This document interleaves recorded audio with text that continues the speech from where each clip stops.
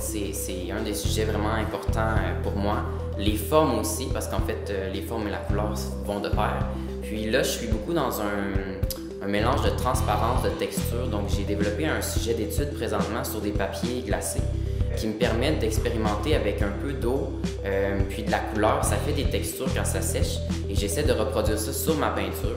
Donc là, c'est avec des vernis ou des médiums glacés qu'on peut réaliser ça.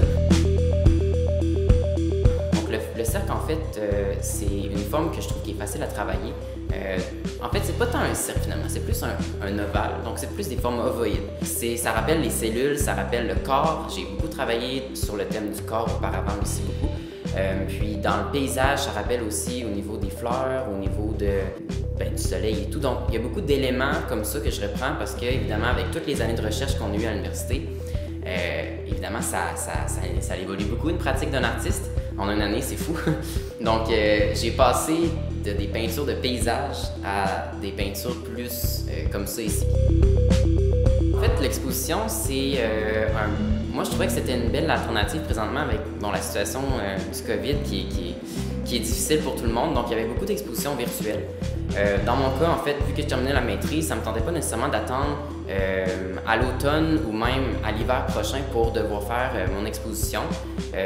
Donc, je voulais terminer ça sur une belle note. Donc, en fait, on a bâti l'exposition de manière à ce que les gens puissent la voir à l'extérieur, étant donné que Sherpa a des grandes fenêtres. Les gens n'ont pas besoin d'entrer, donc ils restent à l'extérieur, ils gardent une distance, puis ils peuvent observer l'espace galerie. C'est sûr que le jour, peut-être qu'il y a un petit peu plus de reflets, mais le soir, les lumières sont ouvertes en permanence, donc il y a la possibilité quand même de revenir et de venir voir la galerie. Puis, étant donné qu'on est à l'extérieur, on a comme une espèce de sensation, c'est quelque chose de sensoriel qui se passe aussi. Le vent est là, il y a du bruit, fait que, je sais pas, ça peut être différent, ça fait une exposition un peu plus, moins traditionnelle, mais qui est aussi intéressante à mon avis.